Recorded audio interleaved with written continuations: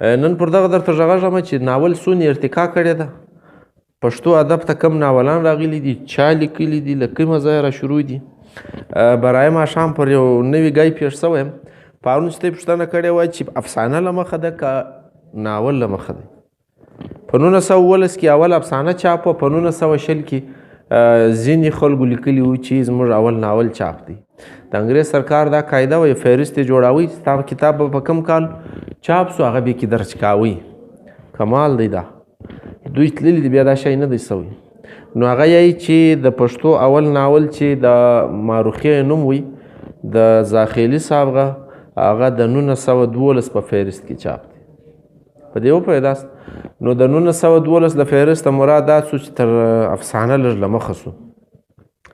په ترجمې کې اوله وار ماته ته ویلي وو چې د بلې ژبې ناول راغلی وو، میرات العروس.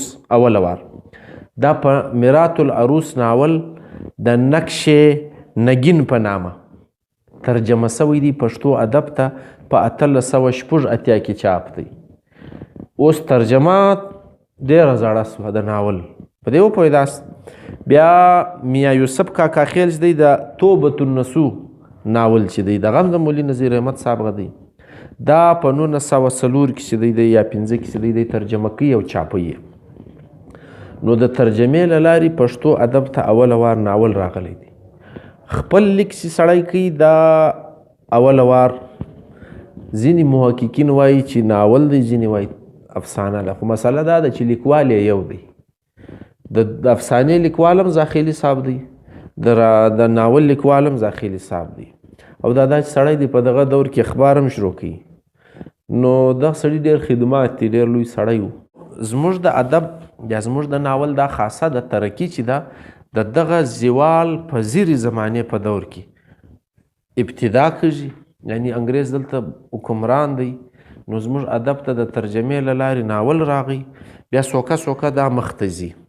په 1941 کې ناول شروع کېږي. له دغه بعد له زاخیلي صاحب بعد له کابل څخه د نور محمد تاریخي ناول چاپېږي، بې تربیته زوی. که څه هم دا چاپ سوی پوره نه دی، رسالې بند کړی په کابل مجله کې، خو دا دی چې لږ خاشه چاپ سوی دی او کمال یې کړی دی دا سړي. نو دارنګه د ناول ارتقا چې ده له 1950 ته بعد شروع کېږي. دا په ذهن کې کښېږدئ. له 1912 څخه تر 50 ته پورې خال ناولان دي. له 50 ته بعد تر نن ورځې پورې بیا زه اوس تاسو ته لږ درښیم. تا چې خالي غوږ پر ونیسئ چې څومره ناولان راغلي دي او په کم موضوعاتو راغلي دي او د زموږ د معاشرې کم اړخونه یې ښکاره کړي دي. زموږ یو یار زموږ په کلي کې سړي سایکل زده کاوه. زویان ورته ونیو، بابا یې پر کښېناوه. یانو بابا لګیا سو، پیډل یې ووایي پروریله سو، راځه دلته کښېنه. بابا به یې 2-3 پیډله ولي په یو ډبره کې ووایي هلته تس کوي، دلته کښېنه. نو بله ورځ بیا بابا زویانو راویستی، بیا سایکل زده کوي. ماله ګرد ورته ګوري. بابا چې هله پر سایکل کښېنستی، هله یو پیډل وایي دلې یې تس کوي. دی چې راپورته سو، ول تر نن خو پرون ښه وم. نو تر نن پرون ښه وې نو ته بیا پر شا تللی نن ورځ. په دا پوهېږئ دا متل دی د پښتنو چې نن ښه درته ایسېدی تر پرون نو ښه یې. که د ول پرون ښه دی نو د نن خوند نسته. دا په ذهن کې کښېږدي. د انسان زمانه چې وي دا داسې پر مخ ځي. پښتو ناول هم عروج دغه رنګه دی. اول سر یې کښته دی، لیکن د معاشرې عکاسي کوي، د پښتنو د ژوند عکاسي کوي. سوکه چې ده په دې کې بدلون راځي. تر ټولو زیات بدلون چې دی دا د صاحبزاده ادریس پیغله ناول کړی دی په پښتو ادب کې. دا په 1950 کې چاپ سوی دی. صاحبزاده ادریس په باره کې ویل کېږي دواړه پښې چې وې دا ابلیج ویلي. پروفیسر په پېښور کې د اکنامکس پروفیسر. د دغه سړي دا ناول چې دی دا د ریاض او نیلوفر په کردار باندې تاسو نه نوځاستئ. د معاشرې یو پوه سړی، تعلیم یافته سړی، د هغه په ژوند کې څنګه بدلون زموږ سماج راولي. دی د خپله مینه د خپله عشق چې دی پر روایاتو قربان کړي. یعنې بیرته د روایاتو ښکار شي. ښه تعلیم یافته سړی. یعنې ما او تاسې ډېر سبق ووایي، بیرته د بازار هغه رنګه زاړه روایتونه ژوندي ساتو. نو زما او ستا د سبق څه فایده سوه؟ نو دا لیکوال په دا ناول کې دا کمال کړی دی. دا داسې چکر کې پیدا کړی دی سسپنس ډېر پکښې دی. پرون ما تاسو ته سسپنس در ښوولی سسپنس چې ته وایي نو سسپنس پکښې دی. یو انسان ښه په جستجو کې ساتي اوس چې کېږي اوس به چې شوي اوس به څه وي. دا ناول روان تی وایي نو دا جستجو هم پکې شته. او د دغه کمال دا دی چې دغه سړي په دې کې د فن له لارې هر شی ګډه ځای کړې ده. یعنې د نور محمد ترکي ناول ته ګوته نیول کېږي چې دا په فن باندې پوره نه دی. هغه بې تربیته زوی دغه نتیجه عشق یا معروف چې اول ناول دی دغه ته هم ګوته نیول کېږي چې دا د ناول فني خوبیانې نه پوره کوي. یعنې پوره ناول نسي ورته ولی ځینې خابیانې پکښې دي. دا پیغله ناول اول ناول دی چې له هرې خوا پوره دی ګوته ډېره کمه ورته نیول کېږي. په دې پوهېږاست د فن خپله پیمانه ده. مستري چې دیوال جوړوي بل مستري چې وراولي په خرابي هغه پوهېږي. په دا پوهېږې که نه ما او تا ته دیوال پورته کوي سم دی نه مستري بیا ورازي چې ورته وګوري چې یاره یو ځای دا کار پاته دی دغه تنقید وایي نقاد هغه یې راباسي خرابیان هم راباسي ښېګړې هم درښوي. نو له دغه بنیاد چې د صاحبزاده صاحب ایښی دی په پښتنو کې د پښتنو د سماج عکاسي داسې ورته کښې شو چې ناول مو دا دی ژوند مو دا دی او پرې چا بد هم نه دی لګېدلی. دا واقعي زموږ ژوند دی. نو زموږ ژوند چې سلم نه روان دی موږ یې په خپل کتابو کې دغه رنګه وینو. موږ د بل چا له ژوند سره کار څه دی ښه نو موږ خپله عکاسي کوو. نو دا زموږ د معاشرې په دا ښار کې منفي روایتونه ډېر پر مخ روان وي همیشه غلط ګامونه اخیستل کېږي. نو د یو لوستي سړي څه کمال دی چې هغه شی را وګرځوم نه یې کوم. زما او ستا نو فرق شته که نشته نو تا یو سبق نه دی ویلی په ما باندې هم هغه چم کوي. نو لوستی سړی هم بیرته د معاشرې د خرابۍ ښکار کېږي. نو دا ناول ښکاره کړې ده چې جاهلان چې چیرې ډېر سي بیا هوښیار سړی نه کې چلیږي. حمزه بابا په 1950 کې نوي چپې ناول لیکلی دی دا ډېر مشهوره سوی دی. حمزه شینواري د پښتو غزل غټ نوم دی لیکن دا سړی په ډرامه او ناول کې هم ډېر لوی سړی دی په هغه زمانه کې او ډېر د خوند ناول یې لیکلی دی. په خپله وایي چې ما په 1954 کې ناول چاپ کړی حالانکه پر ناول باندې 1950 لیکل سوي ښه نو 3 کاله د خپله تېروتی دي. ځینې خوبۍ او خامۍ به خامخا پکښې وي خو بهرحال د پلاټ کردارونه چې دي هغه دونې اوږده سوي دي له سړي د پلاټ پکې ایر سي. نو نقادان وایي چې دا اوږده کردارونه چې دي دا کله کله پلاټ ته تاوان رسوي. له سړي څخه پلاټ ایر سي نو بعض اوقات چې دي بیا هغه اثر نه لري پر سړي باندې. اشرف درانه یو سړی دی زرکې سترګې ناول یې لیکلی دی په 1955 کې دا د اختر او د شاهین د محبت کیسه روانه ده. دا ته وایي رومانوي ناول پښتو ادب ته راغلی دی. رومانیت پکښې دی مینه پکښې ده او ښه کامیابه ناول دی ښه خوند یې پکړی دی. په معاشره کې بیا د دې مخالفت کېږي د هغو کردارونه هم راایستلي دي چې ځینې ښه خلک هم شته او ښه بد خلک هم شته په ښه جامه کې پوښلي وي لیکن کارونه بد کوي. دا ناول هم د استعاراتي ژبو له لارې ښه کامیابه ناول دی زموږ په ادب کې. تاسو یې وګورئ تاسو خوند پر اخیستی سي. ماټو خان یو لیکوال تېر سوی دی سلطان محمد یې اصل نوم دغه بیا اول سړی دی چاو دی شیشه ناول یې ډېر مشهوره سوی دی په پښتو ادب کې. دا په 1962 کې چاپ سوی دی. دا پر جنسیاتو باندې دی لکه په اردو ادب کې چې سعادت حسن منټو دی نو د دغه سړي لیکوال دغه انداز چې دی دا په پښتو ادب کې د شروع کړی دی. 2-3 ناولې لیکلي دي بیا پر ده ختم سوی دی. پښتانه په دا جنسیاتو خوا به دی نه یې وایي نه یې سپورټ کوي. نو لہذا زموږ د ادب دغه سړی چې دی دا هم دا ناول راړي پښتو ادب ته. انتظار هیرې او ایرې دا هم 2 ناولان دي مشهوره ناولان دي. یو په 1966 کې چاپ سوی دی یو په 1988 کې چاپ سوی دی. دا لیکوال ماټو خان چې دی دغه ډېر شهرت درلولی دی په دغه زمانه کې د خپلو ناولونو له لارې او نقادان وایي چې ناول یې په تول باندې ښه خوندور پوره حیثیت لري. سید رسول رسا صاحب په پښتو ادب کې داسې سړی دی چې په ناول کې ډېر شهرت لري. صحیح دی د یو ناول دی مفرور نومیږي په 1963 کې چاپیږي.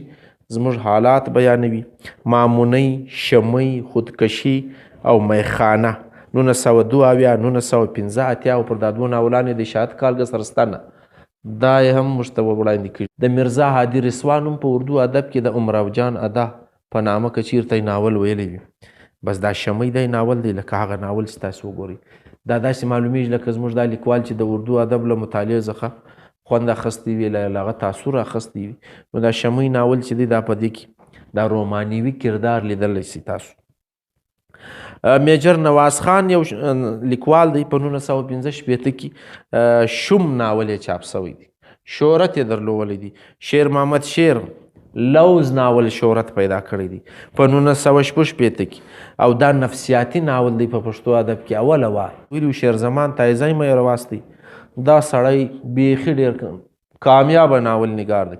او د دغه سړي ګلخان ناول، دا نه دا اوس عام استعارتن ګلخان لفظ استعمالیږي، نو دا د کلي په ماحول باندې لیکل سوی دی. دا ډېر مشهوره ناول دی دا تاسو ویلی سي په 1966 کې چاپ سوی دی. امانت یې بل ناول دی، رامان کورونه یې بل ناول دی، غونډه یې بل ناول دی، او واده ونسو دا بیا بل ناول دی. دا د شیرزمان تایزي صاحب له نامه سره یادیږي. کامیاب ناول نگار دی زموږ د ادب.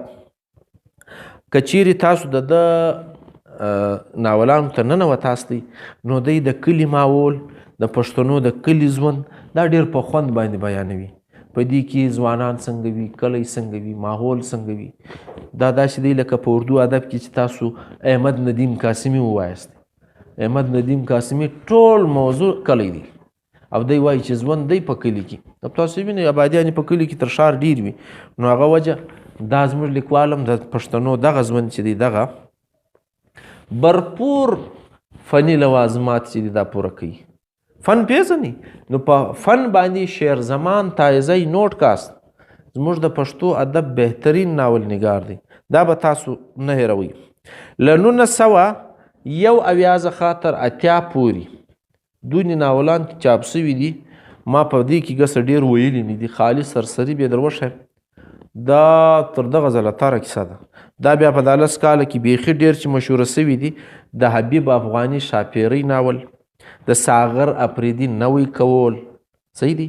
دا ژوند داسې رواني یو ځای څوک کډه وکړي، نوی کور جوړ کړي، زوړ کور ځینې پاتې شي، نو د دغه کور او د دغه کور تر مابین چې کوم فاصلې راشي، لکه اوس چې موږ دا جوړ کور یې لکو هر شی پکې شته، بیا یو ځای له لاړ شو بل ځای ژوند جوړو، دا ډېر ګران کار دی. په دې پوهېږئ. نو دارنګه د پښتنو په د افغانانو کې چې کورونه یې لکو مهاجر سول خواران یوار چرت پر وواس په خپله اندازه درکوي چې جوړ کور سړی ایله کې بیا بل ځای له ځي. دا ډېر زور غواړي. بیا هلته دوی ژوند جوړوي، بیا یې بېرته له هغه ځایه بیا کډه ده. نو دا چکر چې دی دا زموږ په ناولونو کې موجود دی. ډېر ناولان شته. ګل خوبانه، د نور محمد ترکی د بنګ مسافري، سړه ناول، سنګسار ناول، دا په دغه زمانه کې یعنی د بنګ مسافري چې دا په 1978 کې چاپوږي، سنګسار چې دی دا په 1980 کې چاپوږي، سړه چې دی دا په 78 کې چاپوږي. د میا مکمل شاه ژوندۍ مینه دا ناول ډېر شهرت، او په پښتو ادب کې تاسو په دې خبر یاست یا نه یاست، تر ټولو زیات شهرت په ناول کې د نور محمد ترکی په برخه سوی دی. د هغه چې کوم لیک دی هغه ډېر زیات حیثیت لري. ابراهیم عطایي صاحب زموږ ریسرچر دی، لیکوال دی. د ایشیا په زړه کې طوفان مشهوره ناول دی، او هغه هم دغه علاقې دی. شاپیرۍ ناول د مروتو پر علاقه باندې چا لیکلی دی. خوندور د مروتو چې کم کار دی یا کم ژوند دی یا طریقه کار، طرز معاشرت یې ګډ بیان کړی دی. دا هم په پښتو ادب کې شته. د بنګ مسافري چې څونې شهرت په پښتو ادب کې لرلی دی، دا بیا د بل ناول په برخه سوی نه دی تر اوسه پورې. دا یاد لرئ ښه. د 1990 څخه تر 2000 پورې بیا زموږ د ناول ارتقایي سفر، دا بیا په الفاظو کې نه راځي، خو ډېر مشهوره ناولان چې دي، تخت غمی د مصطفی جهاد ډېر مشهوره دی. د مجاور احمد زیار 11 پوړ کړکۍ هلته هغه ډېر مشهوره سوی دی. د ابراهیم شبنم خواشن ژور چې ده دا ډېر مشهوره سوی دی. ګنډلې شونډې د اقبال نظر صاحب کتاب دی یا ناول دی، دغه شهرت درلودلی دی. دغه رنګه مزل او منزلونه، خونړی لټون او تورونه او سازشونه، دا د بدرالحکیم حکیمزي صاحب ناول دی، دغه شهرت شته. موږ ویلی دی خوندور، فکر مه کوه، اسره مه کوه، غم مه کوه، او دارنګه نور شعرونه دغه چې دي د محمد حسن خلیل 15 ناولان دي، دا ډېر په دغه 10 کلو کې شهرت ترلاسه کړی دی. مطلب تاسو ډېر شیان پکې پیدا کولی شي. د پښتنو د اسحاق ننګیال ناول وي سوری، دا ډېر مشهوره وي په هغه زمانه کې.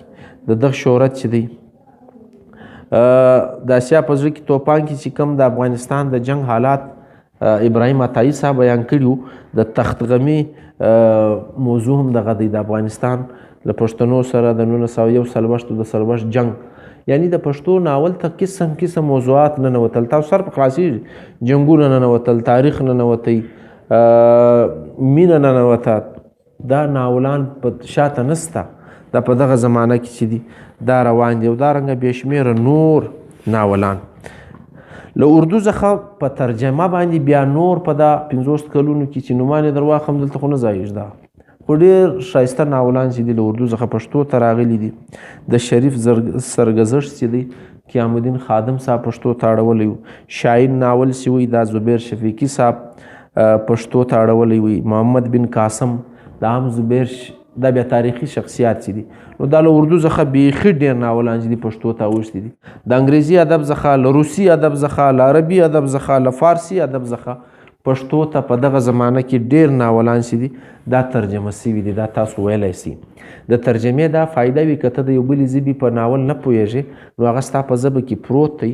په دنیا کې د ټولې دنیا دا اصول دی چې د ترجمې خپله څانګه وي، شعبه وي، ګورمنټ اداره وي. پوښتنه سته؟ نسته؟